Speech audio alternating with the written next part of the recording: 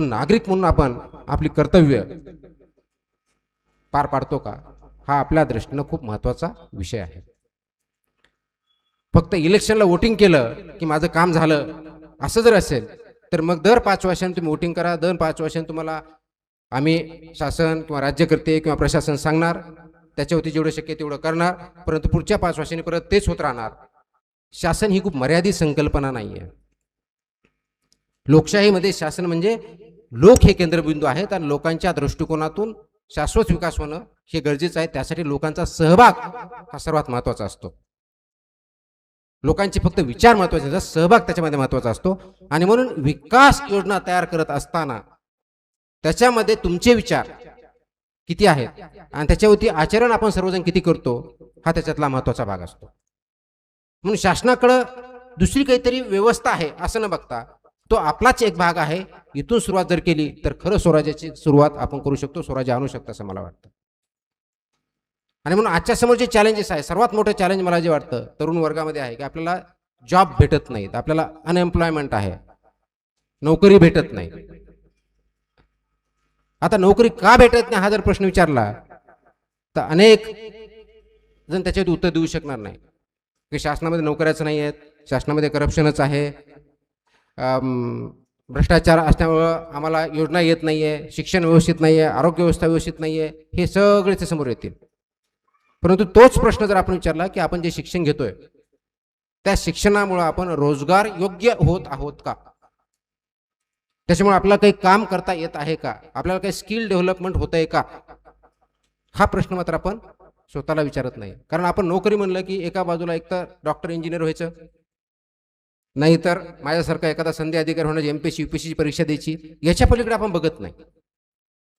मुळामध्ये 21व्या शतकात जी इन्फॉर्मेशन टेक्नॉलॉजीला म्हणतो, ज्या क्रांती आपली जी चौथी क्रांती म्हणतो औद्योगिक क्रांती माहिती तंत्रज्ञानाची, त्या माहिती तंत्रज्ञानाच्या युगात आपण जर वावरत असू आणि खरा त्याचा उपयोग करायचा असेल तर तो आपण शिकला पाहिजे, त्याच्या माध्यमातून आपला विकास करता आला पाहिजे. असं बोललं जातं की या माहिती तंत्रज्ञानामुळे खूप मोठ्या प्रमाणावरती बेरोजगार होणार आहेत. हे प्रत्येक वेळेस पहिल्या इंडस्ट्रियल रेव्होल्युशनच्या वेळेसही बोललं गेलं होतं, दुसऱ्यालाही बोललं गेलं, तिसऱ्याला येणं, चौथ्याला बोललं जातं. याच्यामुळे बेरोजगारी वाढणार नाही आहे, पण तर रोजगाराचं नियोजन वेगळ्या पद्धतीने होईल, रोजगार वेगळ्या पद्धतीने तयार होतील हे मात्र 100% आहे. आणि म्हणून 21व्या शतकातले चॅलेंजेस कोणते आणि त्या अनुषंगाने आपण कोणत्या प्रकारे शिक्षण घेतो आणि कोणत्या प्रकारच्या पॉलिसी बनवतो ही अत्यंत महत्त्वाचं आहे. आणि ह्या पॉलिसी बनवत असताना आपला सहभाग, आपले विचार त्याच्यामध्ये महत्त्वाचे आहेत. म्हणजे एम्प्लॉयमेंट जर वाढवायची असेल तर क्रिएटिव्हिटी आणि स्किल्स ह्या 2 गोष्टीवरती आपल्याला भर द्यावा लागेल. आपल्याला जर ज्ञानच नसेल, ज्ञान म्हणजे थिओरिटिकल नॉलेज नाही. मला आठवतं की माझ्या लहानपणी मी गावात होतो, आपल्यापैकी गावात जण राहतात, शाळेत गेल्यानंतर दुपारी लंच ब्रेक ज्यावेळेस असो त्यावेळेस घरात येऊन स्वतः आपला जेवण करायचं, ताट धुवायचं, शिक्यामध्ये भाकरी ठेवायची, या पद्धतीने आपण काम करायचं. आता आपल्या मुलांना जर हे सांगितलं की तुम्ही स्वतःचं ताट वाढून घ्या तर त्यांना येतं का, हा प्रश्न आपण स्वतःला विचारण्याची वेळ आलेली आहे. कारण अमेरिकेत जर गेलं तर पहिली दुसरीत जाणारा विद्यार्थी स्वतःचा ब्रेकफास्ट स्वतः करतो, जो की आपल्या लहानपणी म्हणजे आमच्या लहानपणी, आपल्या लहानपणी तर असेलच, पण नवीन पिढीच्या लहानपणी तो होता की नाही मला माहीत नाही. आताच्या पिढीला ह्या गोष्टी नाही आहेत. कारण आपल्याला खूप आपल्या मुलांना चांगलं करायचं म्हणून लाडावून ठेवणं जे म्हणतो, लाडावून ठेवणं याचा अर्थ त्यांना कोणत्या स्किल देणं न देता वाढवणं असा अर्थ होत नाही. आणि म्हणून आपण त्याला शिकवतच जर नसो, जबाबदारी कशी घ्यायची आहे, काम कसं करायचं आहे, स्वतः जगायचं कसं, बोलायचं कसं, वागायचं कसं, हे जर आपण शिकवत नसू आणि शिकवताना फक्त बोलून नव्हे तर ते कृतीतून आपलं आलं पाहिजे. आपण जर डायनिंग टेबल बसून ताट दुसऱ्याकडून वाढवून आणि ते ताट कोणत्या दुसऱ्यांनी उचलावं अशी जर अपेक्षा ठेवत असू तर आपले मुलं सुद्धा तशीच करणार आहेत, अनुकरण करणार आहेत. मग आपण त्यांना कोणत्या स्किल देतो, तर दुसऱ्यावरती अवलंबून राहण्याच्या स्किल देतो. समाजालाही आता तेच झालंय की आपणही आपल्या समाजाला दुसऱ्यावरती अवलंबून राहण्यासाठी आपण उद्युक्त करत आहोत. कुणावरती, प्रत्येक गोष्टीला शासनावरती.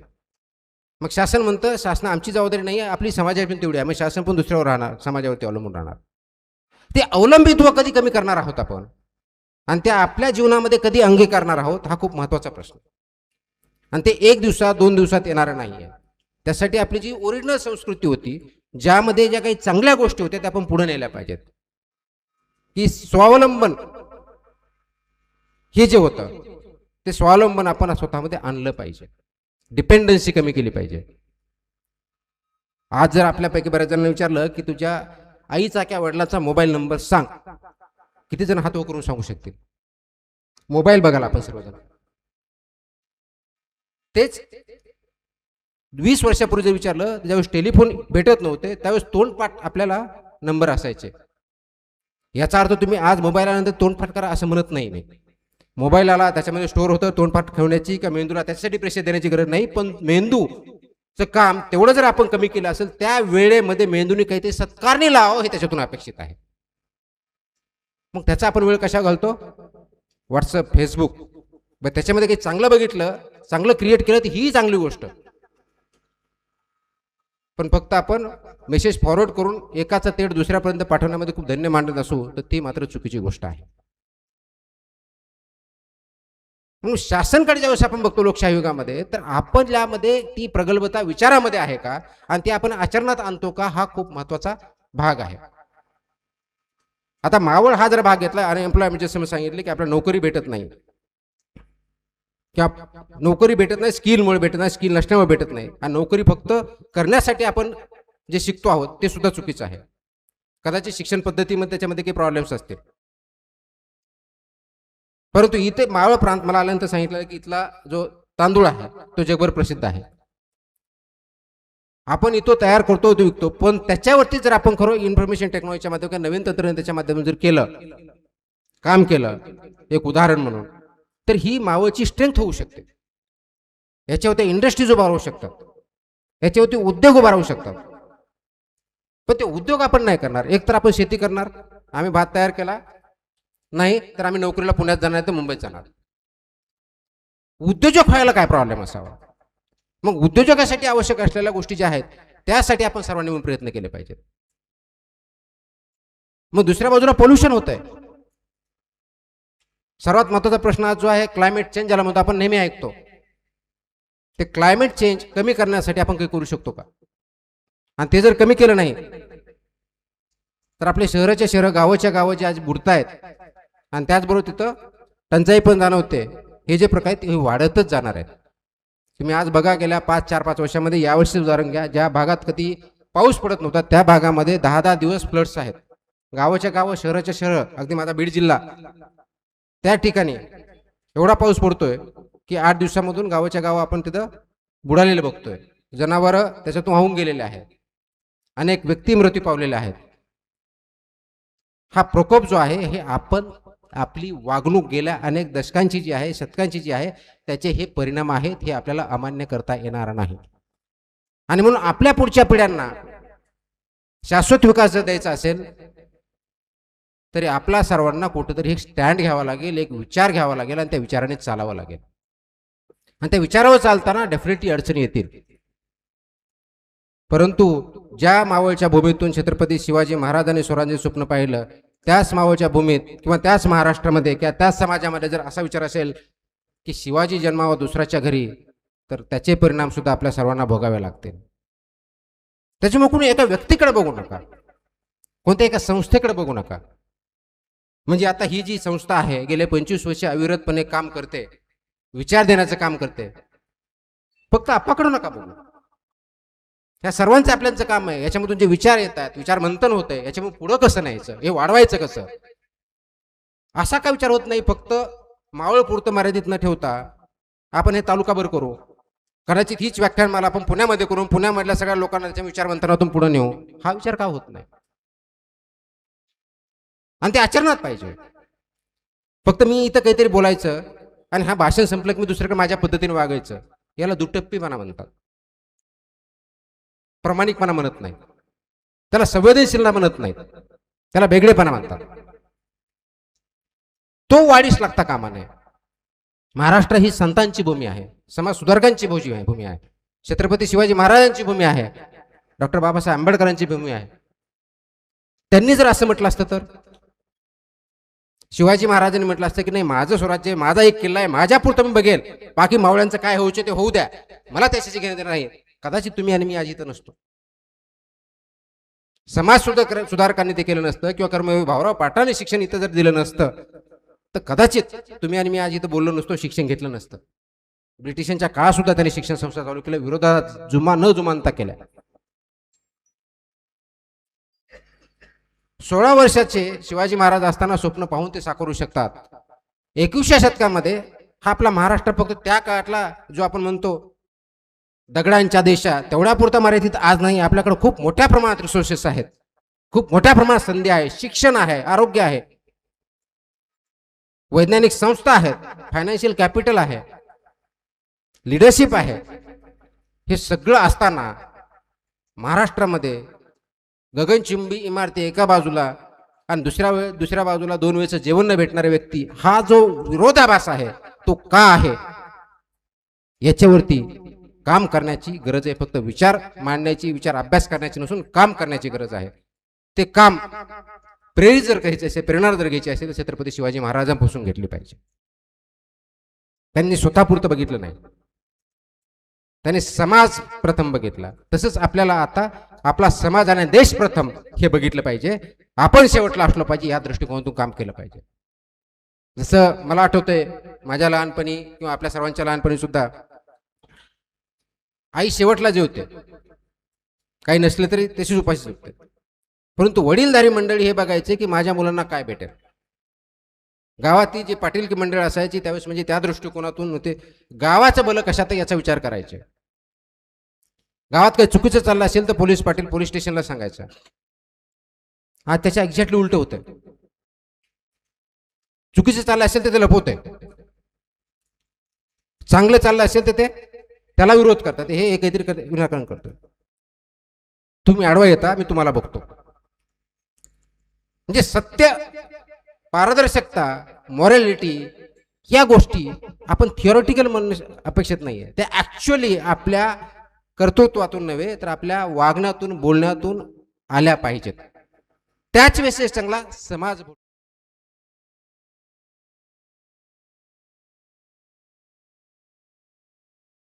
शिवाय येणार नाही. आपण भ्रष्टाचारावरती खूप म्हणतो, खूप मोठा प्रश्न आहे भ्रष्टाचार. म्हणजे भ्रष्टाचार कशामुळे बोकळावं, कशामुळे? भ्रष्टाचार म्हणजे नेमकं काय?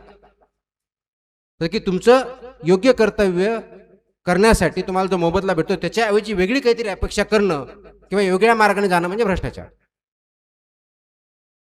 मग माझ्याकडे 2 जास्त पैसे आहेत की माझ्याकडे दादागिरी आहे, मी त्याला वळणा काढून त्याचं करून घेतो आणि स्वतःला समजतो खूप चांगला आहे मी. म्हणजे भ्रष्ट मार्गाने काम करण्यासाठी तुझ्या अगोदर मी करून आणलं, तू लाईन तू बाय. हा जो प्रकार आहे हे आपल्यापासून कुठेतरी सुरू केलं पाहिजे. दुसऱ्याला आपण सांगण्यापेक्षा की तुम्ही भ्रष्टाचार करू नका, आपण स्वतःपासून सुरू करू ना. आपण भ्रष्टाचार नाही करायचा, आपण ठरवायचं की नाही करायचा भ्रष्टाचार. यस, त्रास होईल, पण किती दिवस त्रास होईल? म्हणजे असं झालं की एखाद्या अधिकाऱ्याची बदली होती म्हणून त्यांनी भ्रष्टाचार करावा. एखादा पदाधिकारी चांगला आहे तो निवडून येतो की नाही म्हणून त्यांनी भ्रष्टाचार करावा. म्हणजे चांगला मार्ग थोडा खडतरीत आहे म्हणून वाईट मार्गाला लागणं, तर पर्यायानं समाज त्याच मार्गाने जाणार आहे आणि शॉर्ट साइटेड असणार आहे. मग आपण शाश्वत विकास कशाचा करणार आहे? मग हीच पद्धती आपल्या कुटुंबात जर लागू झाली तर, हेच वाईट वळणं आपल्या बांधवांना, मुलांना, मुलींना किंवा भविष्यकाळीच्या जनरेशनला जर आली तर, याचा आपण विचार करत नाही. असं जर असतं तर डेमोक्रेसी एथेन्सच्या काळात, ग्रीसमध्ये त्या काळात स्वतः लोकांनी पुढे येऊन डायरेक्ट डिस्कस करून आपण निर्णय घ्यायचे, जे की माझ्या म्हणजे लहानपणीच्या अगोदर माझ्या वडिलांच्या काळामध्ये त्यावेळेस अगदी गावामधले निर्णय होताना चावडीवर बसून घेतले जायचे. आणि आज ग्रामसभा जी लोकसभेचा गाभा आहे, एकत्र या म्हटलं ग्रामसभेला कोणी येतं, कधीतरी सही करून जाऊन आम्ही करून घेऊ, पाठिंबा करून देऊ असं सांगितलं जातं.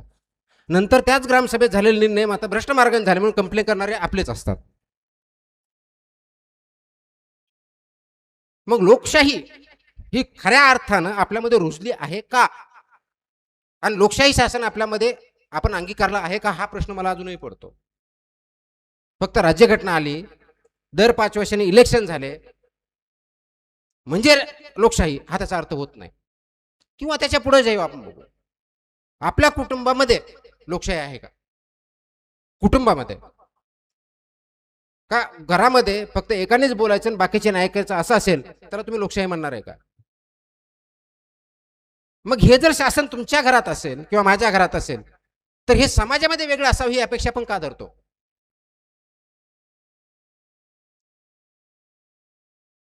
आणि हे जर आपल्याला बदलायचं असेल तर त्याची सुरुवात आपल्या स्वतःपासून झाली पाहिजे. म्हणजे 21व्या शतकातला माझ्या स्वप्नातला महाराष्ट्र किंवा माझ्या स्वप्नातलं शासन कसं असावं, माझ्या मुलांच्या स्वप्नातलं शासन कसं असावं, समाज कसा असावा याचा ज्यावेळेस मी विचार करतो त्यावेळेस मला मला कोणती सेवा जर पाहिजे तर मी कोणत्या कार्यालयात जाता कामा नये. मला माझ्या मोबाईलवरती डिजिटल टेक्नॉलॉजीच्या माध्यमातून, इन्फॉर्मेशन टेक्नॉलॉजीच्या माध्यमातून ती भेटावी. व्हॉट्सअप नव्हे, सगळ्या सेवा मला बँकेचे व्यवहार मोबाईलवर करता यावेत, मला सर्टिफिकेट त्याच्यावरती भेटावेत, मला ट्रान्सपोर्ट करायचं तर माझ्या मोबाईलवर पाहिजे बस कुठपर्यंत आली, कुठं नाही आली, किती वेळात पोहोचणार आहे. हे 2016-17 मध्ये PMPML केलं होतं.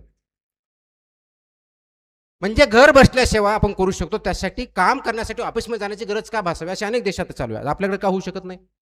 आपण ते सोडून मात्र व्हॉट्सअपवरती, फेसबुकवरती एवढं आपण बाकी रील्स बघत बसतो. पण ते एक विचारवंत कोणाचे ऐकायचे असेल ते बघत बसत नाही.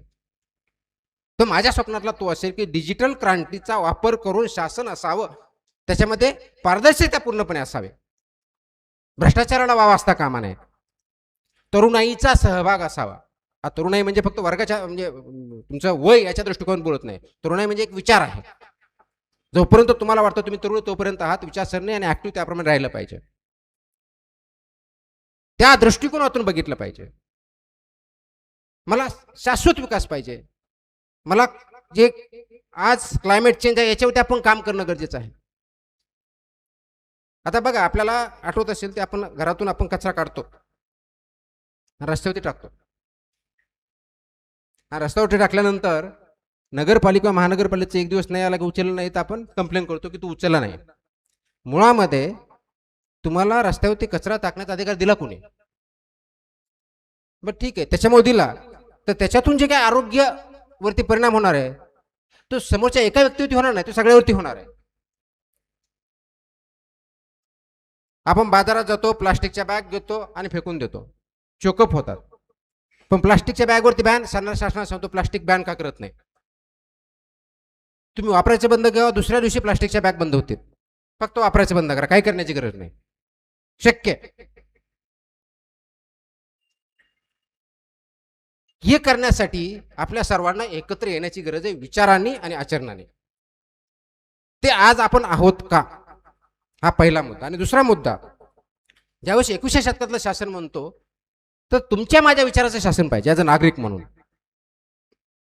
याचा अर्थ प्रत्येक माझी मागणी मान्य झाली पाहिजे असं नाही. समाजासाठी, देशासाठी जे महत्वाचं, त्याच्यामुळे समाज भला झाला तर माझं भलं होणार आहे, माझं एकट्याचं भलं झालं मग सगळ्यांचं समाजाचं भलं होईल अशी काही गॅरंटी नाही.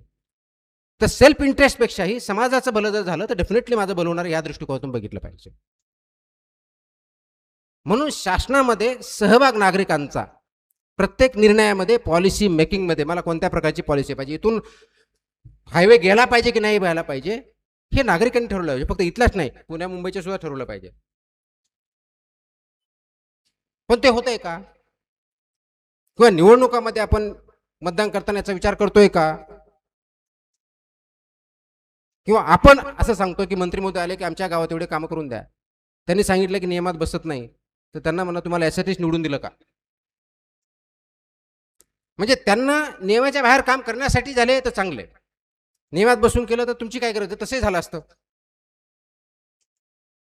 तर शासन पद्धती आपण जे शाश्वत विकास म्हणतो किंवा स्वराज्य म्हणतो किंवा जे आपल्याला अपेक्षित असलेलं सो कॉल्ड रामराज्य जे म्हणतो ते फक्त थिअरॉटिकल डेमोक्रेसी असून असणं चालणार नाही. तर त्याला प्रॅक्टिकली आपल्याला त्याच्यामध्ये सहभाग घ्यावा लागेल, सहभाग तयार करावा लागेल आणि तरुणांचं त्याच्यामध्ये खूप मोठ्या प्रमाणात योगदान असणं गरजेचं आहे. ती वाटचाल करण्यासाठी आपल्याकडे काही रोड मॅप आहे का? ज्याला आपण नेहमी प्लॅन म्हणतो किंवा रोड मॅप म्हणतो, तसं काही केला आहे का? आणि तो जर केला नसेल तर ती आपण समाज म्हणून आपली शोकांतिका आहे. शिवाजी महाराजांनी स्वराज्याची संकल्पना दिली नसती तर डॉक्टर बाबासाहेब आंबेडकरांनी ज्या पद्धतीने राज्यघटना लिहिली ती राज्यघटना आज अस्तित्वात नसती किंवा त्यांनी लिहिली नसती तर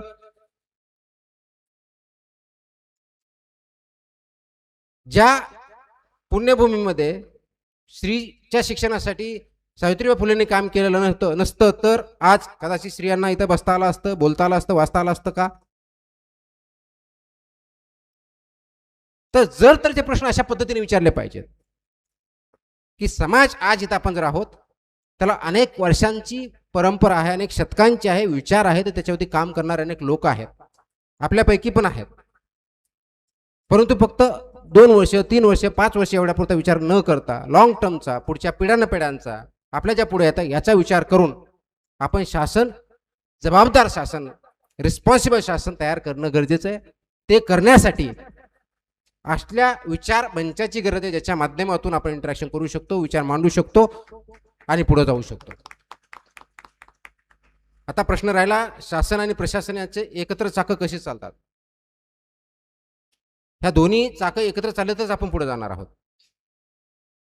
विचार मध्ये डिफरन्सेस येऊ शकतात, परंतु आपला जो गोल ध्येय आहे ते जर एक असेल तर त्याच्यामध्ये अडचणी येत नाही, त्याच्यावरती मात करू शकतो.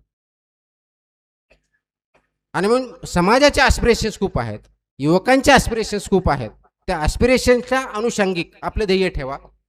त्या ध्येयावरती काम करण्यासाठी आपल्याला त्याचे प्लॅन, फ्युचर प्लॅन, आर्किटेक्चर जे आहे ते बनवा. त्या दृष्टिकोन कामास सुरुवात केली तर निश्चितच आपण खूप पुढे जाऊ शकतो असं मला वाटतं.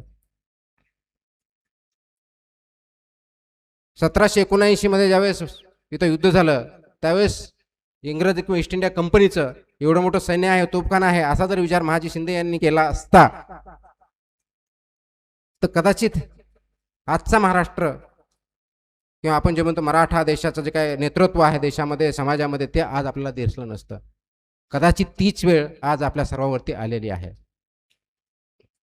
त्या दृष्टिकोनातून फक्त तात्पुरत्या स्वप्नापुरतं, मरगजळापुरतं काहीतरी करायचं किंवा आपण आपल्यापुरतं मर्यादित न राहता सर्व समावेशक विचार आणि आचरण करण्याची गरज आज जास्त आहे.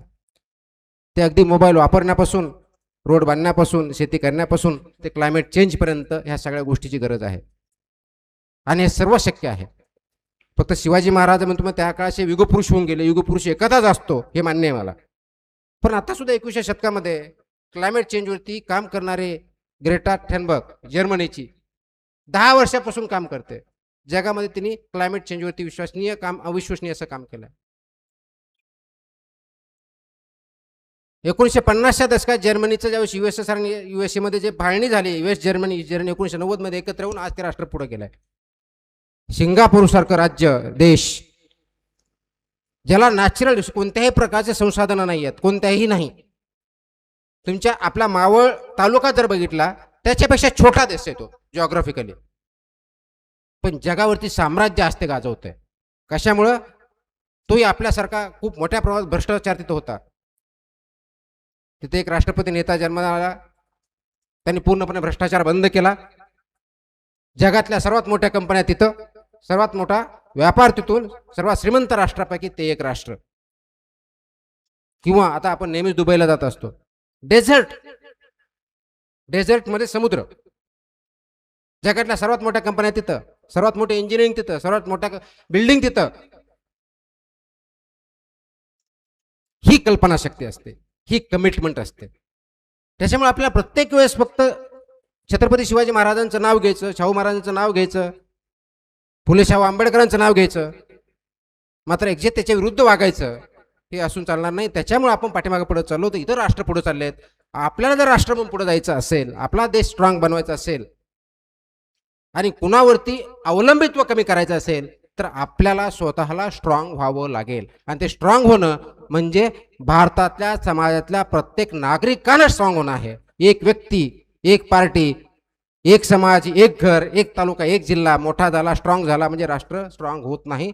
प्रत्येकाने हे स्ट्रॉंग होण्याची गरज आहे. ते कल्पनाशक्तीच्या माध्यमावरती, आपल्या कर्तृत्वावरती, आपल्या भविष्याला आणि भविष्यात घडणाऱ्या ज्या आपल्या पिढ्या आहेत त्यांना उजाळा देण्यासाठी, हे कर्तृत्व साध्य करण्यासाठी आपल्याला त्या पद्धतीचा विचार करणं आणि कृती करणं भाग आहे.